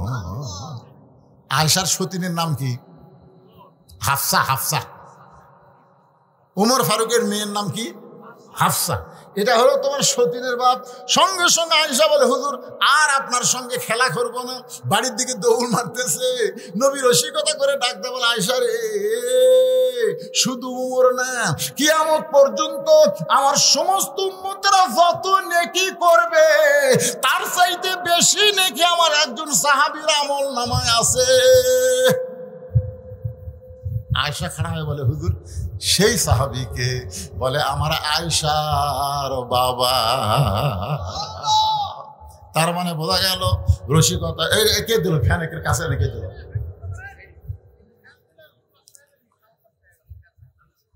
আল্লাহর বান্দার একটু খেয়াল করবেন, নবী রসিকতা করে খাদিজাকে বলতেছে, খাদিজা আপনি যদি জান্নাতের 1 নম্বর হন তাহলে জান্নাতের 2 নম্বর কে? খাদিজা বলতেছে, হুজুর আমার কাছে যখন শুনবার চাচ্ছেন তাহলে জান্নাতের 2 নম্বর হলো ফাতেমা। কি বলছে? এ কথা কর না কেন, কি বলছে? আল্লাহ রাসূল বলে, খাদিজা আপনার পেট থেকে আল্লাহ 4টা মেয়ে দিছে, রোকেয়া, জয়নাব, কুলসুমা, ফাতেমা। তো আপনি কুলসুমা, রোকেয়া, জয়নাবের কথা না বলে সরাসরি ফাতেমার কথা বলতেছেন, তার মানে? খাদিজা বলে, হুজুর আপনি তো বাপ, আপনি বুঝবেন না কোন সন্তান কেমন এইটা বাবা জানে না, এইটা জানে, ঠিক কিনা? হ্যাঁ, আমার এলাকার এক ছেলে কয়, হুজুর 11 মাস আমার খিদা লাগে না, রোজার মাসে খালি খিদা লাগে। হুজুর কোন তো এই ব্যারামের ওষুধ কি? এই ব্যারামের ওষুধ হলো তোর মাও। তোকে আমার মাও কেমনে? বলে তোর মা কি বেঁচে আছে? কয় আছে। যা যা শোন যা। আর মায়ের কাছে গিয়ে বলে, মা 11 মাস আমার খিদা কম, কিন্তু রোজার মাসে খালি খিদা লাগে, কারণ কি? তখন মাও বলতেছে, তোর দাদি তুই যখন পেটে আসলি রোজার মাসে তোর দাদি আমাকে জোর করে রোজা থাকবার দেয়নি। আমার কাছে বৌমা রোজা থাকলে পেটের বাচ্চা শুকে যাবি, খালি তুই কি তাজা ছোঁয়ার জন্য রোজার মধ্যে আমি খাচ্ছি রে, আমি 1 লাখ খাইনি, তুইও খাচ্ছি। এই যে রোজার মাসে তোর খাওয়ার অভ্যাস আছে, এই জন্য তুই পেটের বাইরে আসেও, ওই পেটের মধ্যেও যা, বাইরে আউতাই। যে মা পেটে বাচ্চা নিয়ে 5 ওয়াক্ত নামাজ পড়ে, তার ছেলে কোনোদিন বেনামাজি হয় না। জোরে কোন কথা ঠিক? এই জন্য একটা খ্রিস্টান নেপোলিয়ন বলেছে, তোমরা যদি ভালো একটা সন্তান চাও, ভালো একটা বাপের দরকার, ভালো একটা মায়ের দরকার। আমি সেই মা করে গিয়ে একটু 4টা মিনিট ওয়াজ করতেছি, কি রাগ করতেছেন? ওরা আবার মন খারাপ করবে, ওরকে ওয়াজ করা লাগবে না? কিসের কুলসুমার ওয়াজ? হ্যাঁ, কুলসুমার ওয়াজ জারি। এখন আসেন যে কথাটা বলতেছি, আল্লাহর নবী বলেন, খাদিজা আপনি যে ফাতেমাকে 2 নম্বর জান্নাতি বলতেছেন, আমি নবী বলতেছি ফাতেমা জান্নাতি না, ফাতেমা জান্নাতি না। খাদিজা চমকে বলে, হুজুর ফাতেমা যদি জান্নাতে না হয় তাহলে ফাতেমার খবর কি? রাসূল বললেন, ফাতেমা হলো জান্নাতি নারীদের নেত্রী। খাদিজা বলে, রাসূলুল্লাহ আমি হলাম মা, আমি মা হয়ে 1 নম্বর জান্নাতি, আর আমার পেটের মেয়ে ফাতেমা জান্নাতি নারীদের নেত্রী, তার মানে ফাতেমা আমারও নেত্রী। রাসূল বলে, খাদিজা খালি তুমি না, যারাই মেয়েরা জান্নাতে যাবে সমস্ত নারীদের নেত্রী হবে ফাতেমা, সাইয়্যিদাতুন নিসায়ে আহলিল জান্নাহ। খাদিজা বলে, রাসূলুল্লাহ কোন আমলের কারণে ফাতেমাকে আল্লাহ জান্নাতি নারীদের নেত্রী বানালো, সেই আমলটা কি? আল্লাহ রাসূল বলে, খাদিজা তুমি কি বলতে পারো ফাতেমা জন্ম নেওয়ার সময় তোমার কি খবর? খাদিজা বলে, ইয়া রাসূলুল্লাহ ওই আল্লাহর শপথ করে বলতেছি, কুলসুমা যখন জন্ম নিয়েছে আমার প্রসব বেদনা হয়েছে, রোকেয়া যখন জন্ম নিয়েছে আমার প্রসব বেদনা হয়েছে, জয়নাব যখন জন্ম নিয়েছে আমার প্রসব বেদনা হয়েছে, কিন্তু ফাতেমা যখন জন্ম নিল আমার কোনো প্রসব বেদনা হয়নি। আমি তাকায় দেখি ফাতেমার 2টা হাত তার ইজ্জতকে ঢেকে রাখছে, আমি মা হইয়াও তার ইজ্জত দেখতে পারি নাই। আল্লাহ রাসূল বলে, খাদিজা রে শুধু জন্মের সময় ফাতেমা পর্দা নিয়ে জন্মগ্রহণ করে নাই, ফাতেমা পর্দার মধ্যে বড় হবে। এই ফাতেমা পর্দার মধ্যে এই দুনিয়া থেকে বিদায় নিবে। যেদিন ফাতেমা দুনিয়া থেকে বিদায় নিবে, রাতের বেলায় হযরত আলীকে বুকের মধ্যে চাইপা ধরে বললেন, স্বামী গো আল্লাহ পাক আমার দোয়া কবুল করেছে। আলী বলতে, ফাতেমা দোয়া কবুল করেছে? কোন দোয়া? বলে, আমি দোয়া করেছি আল্লাহ ফাতেমার মৃত্যুটা পর্দার মধ্যে দিও। আল্লাহ তাআলা পর্দার ভিতরে রাত্রে আমাকে মৃত্যু দিবে। আলী বলতেছে ফাতেমারে যে সারা জীবন পর্দা করেছে আল্লাহ তাকে পর্দার মধ্যেই তো মৃত্যু দিবে, তবে কোন দিন? ফাতেমা বলতেছে আল্লাহ পাক আমারে জানাইছে আজকে গভীর রাত্রে আমার মৃত্যু হবে। যেই বলছে গভীর রাত্রে মৃত্যু হবে, গাছের গোড়া কাটলে গাছটা যেমন পড়ে যায় হযরত আলী তেমনি পড়ে গেলেন ঘরের মাঝায়। মা ফাতেমা আস্তে করে গিয়া স্বামীর মাথাটা উড়াতে নিয়া কপাল একটা চুমু দিয়ে বলে, স্বামী গো এমন করে আপনি কাঁদবেন না, কারণ আসলে যাইতে হবে, কিন্তু যেদিন ডাক পড়িবে।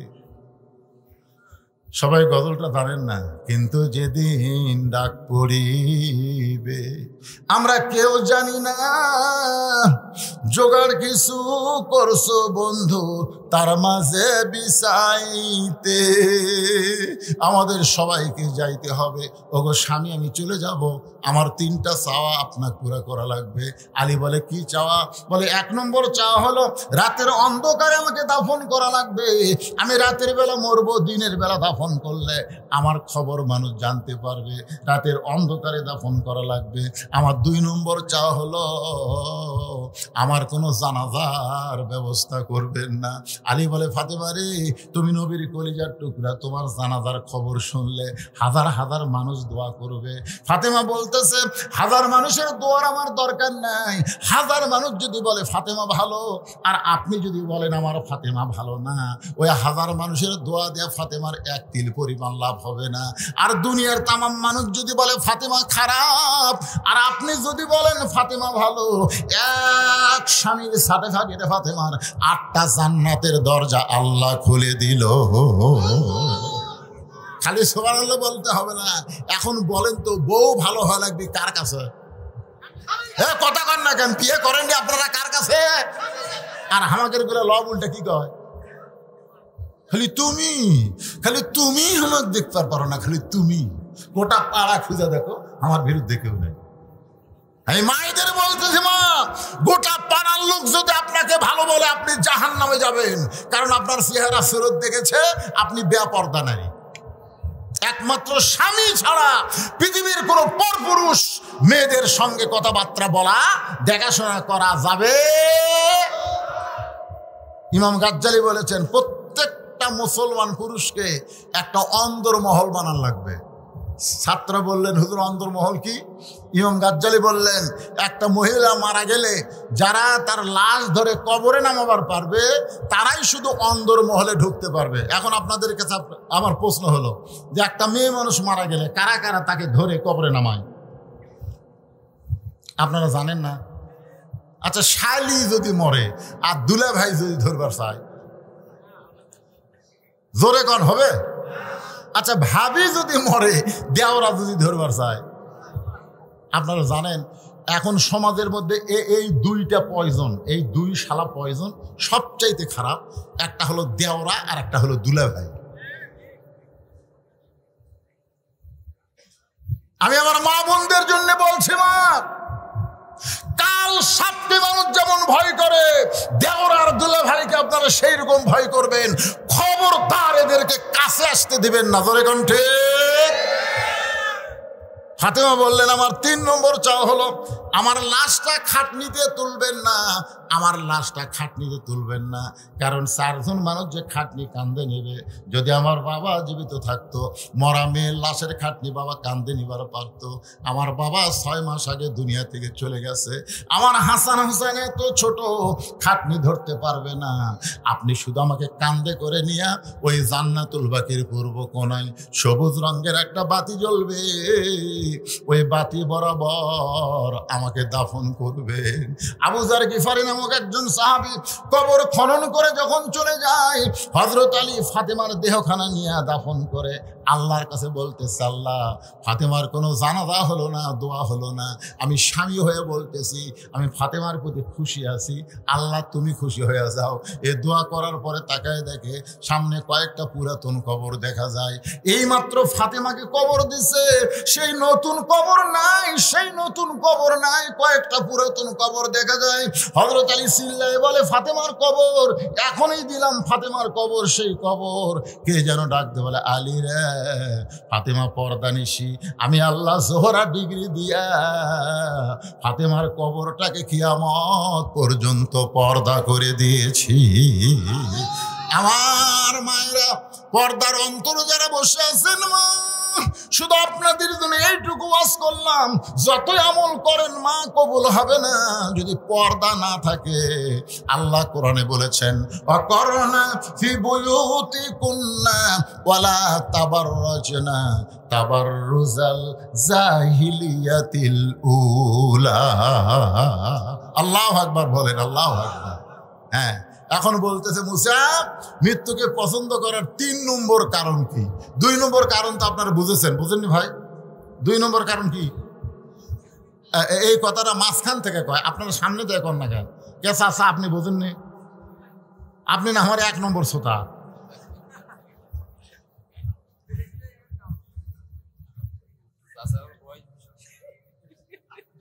আপনি তো বুঝছেন, বোঝেননি বাবা? মুসা আলাইহিস সালাম মৃত্যুকে 2 নম্বর পছন্দ করার কারণ হলো, আমার মৃত্যুটা কার জন্যে? আপনারাও কিন্তু বলছেন আমরা মরবো কার জন্যে? এবারে অন্তর থেকে কোনবারে সামনে কিন্তু চট করে আবার ঢুকবি রে, চট করে ঢুকবি, চট। আমি তো দূরে নেই, কাছাকাছি আছি। সেদিন আবার একটা ফোন কল ফাঁস হয়ে গেছে। 1 মাসে এই সরকার নাকি এর আমরা সবসময় দোয়া ইউজ করতেছি, ধরে কোন কথা ঠিক কিনা? লা ইলাহা ইল্লাল্লাহ সুবহানাকা ইন্নী কুনতু মিনাজ জালিমিন। এর নাম কি? নাম কি? ক্ষমতাতে এখন বর্তমান যে যিনি, তার নাম কি?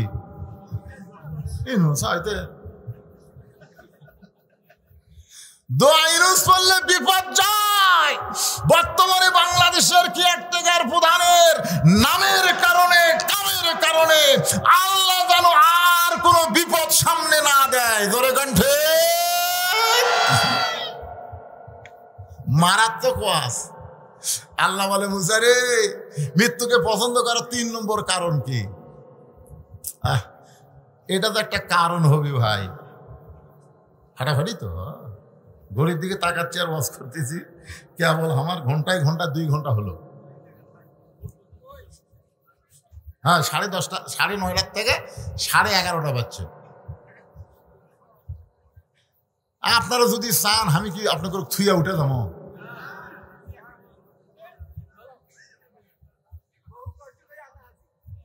ও বাবা, কে রে পিছনারা খাড়া হয়ে থাকলো কে বাবা? এ ফাটাফাটি 3 নম্বর, বসো বসো বসো। আর চাপান যাবি না, 11:30 আবার চাপান। শোনেন, এই মুসা নবী মৃত্যুকে পছন্দ করার 3 নম্বর কারণ বলার আগে আমি আপনাদের কাছে একটু মসজিদের জন্য হাত বাড়াবো, মাত্র 5টা মিনিট। এখন যদি বলেন হুজুর যাই যাই, যেই বলবেন যাই, তখন আপনি নাই। বলেন তো কি নাই? আহা, প্রথম মদিনাতে হিজরত করার পরে রাসূল যে ঘরটা বানালেন সর্বপ্রথম, সেই ঘরের নাম হলো মসজিদে কোবা। এই যে আমার ভাই নামাজ পড়ছে,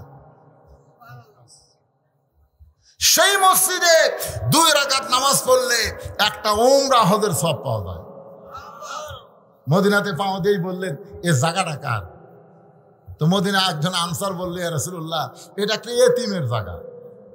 আল্লাহ রাসূল বললেন, তাহলে এতিমরে ডাক দাও। এতিম যখন কাছে আসলো, 2 ভাই, ওরা 2 ভাই। আল্লাহ রাসূল বললেন, এ জায়গা নাকি তোমাদের? তখন 2 এতিম বলতেছে, না আমাদের দেন, আমাদের না।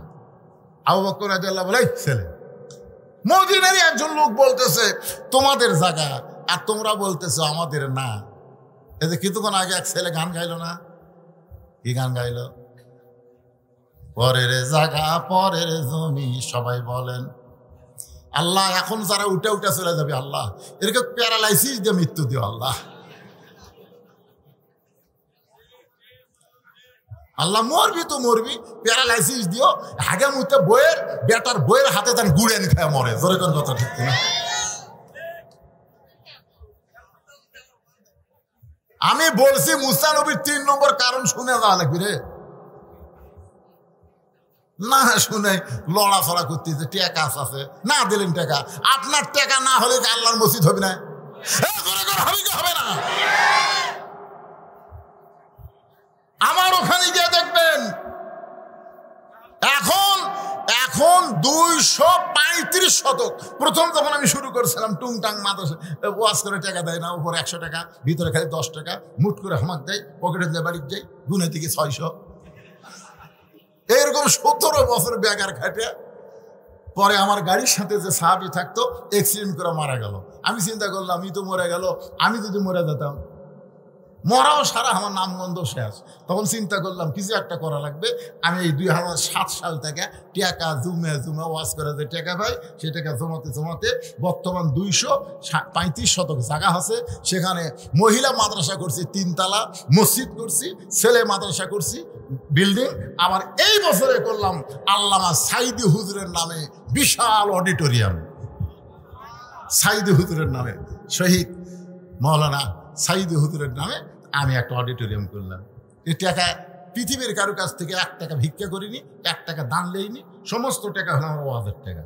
তা আপনারা কি মনে করেন আমি নিজে না খাইয়ে যারা পাঞ্জাবি দেখতেছেন, এই কালো কাপড় দেখতেছেন, স্যান্ডেল দেখতেছেন, একটাও আমার কিনা লয়, সব মানুষ আমাকে উপহার দেয়, আমি সেগুলো করে মাস্তানি করি। আর আপনারা যে টাকা দেন, আমার মাদ্রাসার হুজুরদের বেতন দেয়, বাবুরসির বেতন দেয়, ছাত্র অনেকগুলো তাদের খাওয়ার টাকা পয়সা দেওয়া লাগে। এই মিডিয়ার ছেলেরা মাঝে মধ্যে যায়, ওই ছেলে এবার কয়েক মন আলু দিছে, মাশাআল্লাহ। ভাইজান বেশি লোক লাগে না ভাই, উঠে যায় না। আপনি টাকা না দিলে মসজিদ হবি না। এটা এমনও লোক আছে একজনে একটা মসজিদ বানায় দিবার পারে। জোরে কোন কথা ঠিক কর, উঠে যান।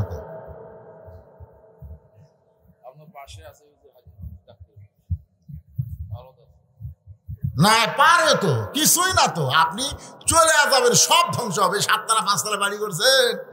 আমার এলাকাতে একজন 7 তলা বিল্ডিং বানাচ্ছে, তো মসজিদ কমিটি করছে এত বড় বিল্ডিং বানাচ্ছে, পরে ওর কাছে 10টা বস্তা সিমেন্ট চাও তো যাই কাছে চাষা 10টা বস্তা সিমেন্ট আল্লাহর ঘর দেওয়া লাগবে। তখন 2 কান ধরে বলতে দে, ভাই আল্লাহর শপথ আমার হাতত কিছুই নেই। কত বড় কথা, ওই 7 তলা বাড়ি করতেছে, ওই বাড়ি করতে ওর অভাব হচ্ছে না, কিন্তু আল্লাহর ঘর মসজিদে কিছুই নাই ভাই। ওর 2 কান্দের 2 ফেরেশতা বলতেছে, আল্লাহ এই শয়তানের কান্দ থাকবো না, এর কান্দর থেকে আমরা লেখবো কি লেখবো? আল্লাহ এর তো লেখার কিছু নাই, এই দুনিয়ার বাড়ি বানাই কোটি টাকা দিয়া, আর তোমার ঘরের 10 বস্তা সিমেন্ট দিয়ে আমার হাত পেলি, এর কান্দর থেকে আমি লেখবো কি? খামা খার কান্দর থাকবার পারবো না। আপনারা কি মনে করতেছেন এ আল্লাহর ঘর মসজিদের কি খবর ভাই? কি কদ্দুর কি না যায়?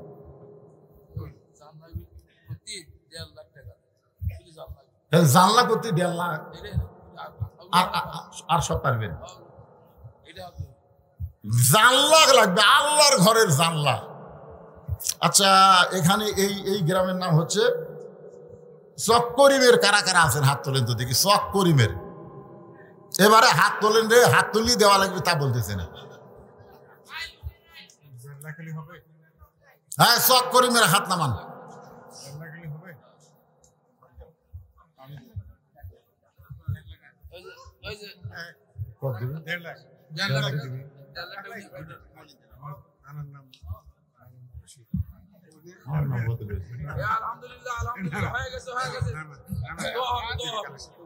আচ্ছা ঠিক আছে।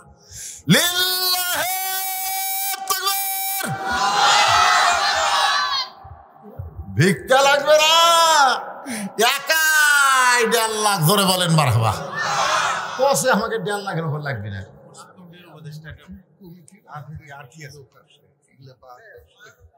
আর লাগবে না,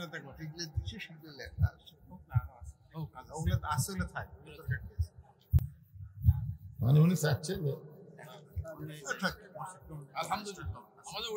হয়ে যাবে। আপনারা বগুড়ার মাঠ ডেলি চিনেন, এই বগুড়ার মাঠডালি চেনেন? মাঠডালির থেকে সামান্য সামনে ওখানে একটা চাটাইয়ের একটা মসজিদ আছিল। কিসের মসজিদ? চাটাইয়ের মসজিদ আছিল। আপনাদের দিনাজপুর থেকে একজন ধনী লোক, উনি যাচ্ছেন ওই ঢাকায়, ওনার বাড়ি বাসা ঢাকায়, দিনাজপুরে ব্যবসা করে।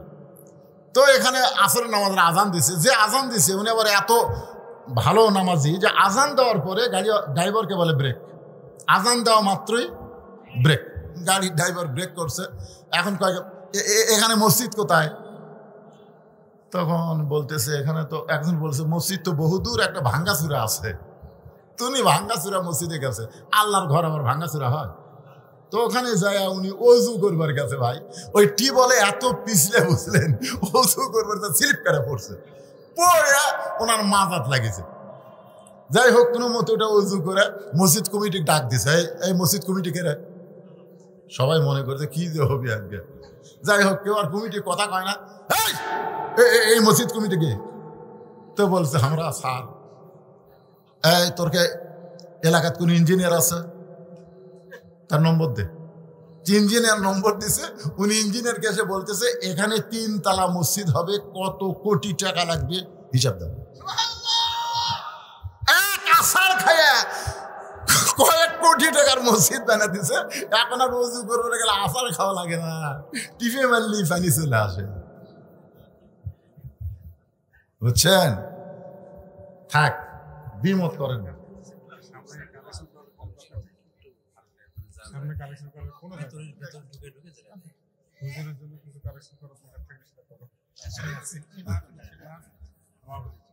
আচ্ছা ঠিক আছে, আপনারা অনেককে দিবার চান।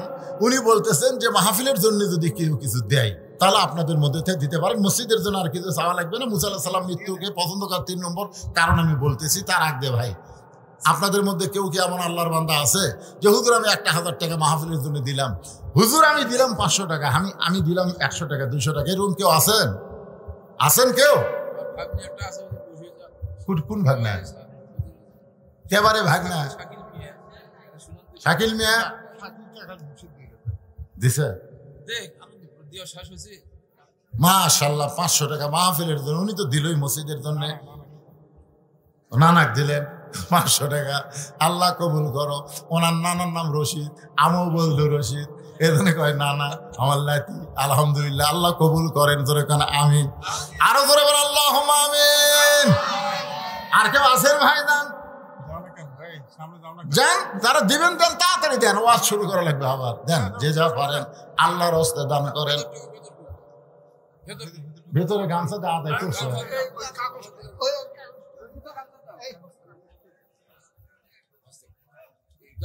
আচ্ছা ঠিক আছে, এই কাগজটা বারবার আমাকে পড়তে বলতেছে। আর অনেকে বলবে যে আমরা কিছু দিলাম, আমাকে নাম করেন। আচ্ছা ঠিক আছে, সমস্যা। আলহাজ মোহাম্মদ কোনটি হয় না, তৌফিকুর রহমান উনি আছে, তাই সব সাধারণ উনি আছে। তৌফিকুর রহমান আছেন,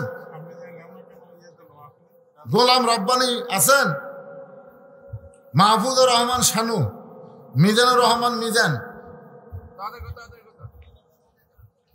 সাইফুল ইসলাম, বিশু মন্ডল।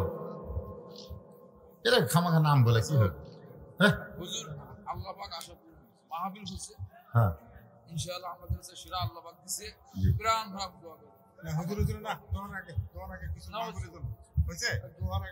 এই যে তুলতেছে, দেন দেন দেন দেন,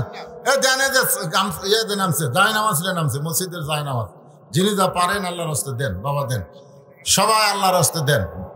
জিকির করেন লা ইলাহা ইল্লাল্লাহ, লা ইলাহা ইল্লাল্লাহ, লা ইলাহা ইল্লাল্লাহ, লা ইলাহা। মুসা আলাইহিস সালাম বলেন আল্লাহ মৃত্যুকে পছন্দ করার 3 নম্বর কারণ আদায় হোক, আমার ওয়াজও হোক নাকি কোন ভাইজান। এই যে ওঠা বসা করতেছেন অত্যন্ত গুরুত্বপূর্ণ ওয়াজ। এই 3 নম্বর কারণ বলার আগে আমি একটা গান গাইব। দেখেন তো গান গাইলে আপনারা কিছু বুঝতে পারেন কিনা। চলতে পথে 2 দিন থামিলাম, যাবার কালে একজন আরো দেখা না পাইলাম। ও আমার সাদের মালা যায় রে ছিঁড়ে, রইব না আর বেশি দিন তোদের মাজারে। ডাক দিয়াছেন দয়াল না কয়ে আল্লাহ কন, ডাক দিয়াছেন আল্লাহ আমারে, রইব না আর বেশি দিন তোদের মাজারে। চলতে পথে 2 দিন থামিলাম, জোরে কন কয়দিন? চলতে পথে 2 দিন থামিলাম, যাবার কালে আপন জনার দেখা না পাইলাম। মুসা বলতে চাল্লাম বাল তুসিরুনাল হায়াতাদ দুনিয়া ওয়াল আখিরাতু খায়রু ওয়া আবকা। দুনিয়া হলো ক্ষণস্থায়ী, জোরে বল দুনিয়া হলো কি? আর আখিরাত হলো? আচ্ছা, আপনাদের কাছে ক্ষণস্থায়ী ভালো না চিরস্থায়ী ভালো? দেখেন শয়তান মন কি করছে, কয়টা টাকা তুলবার যায় আপনারা এদিক সেদিক করতেছেন। আরে টাকা না দেন, টাকা না দেন।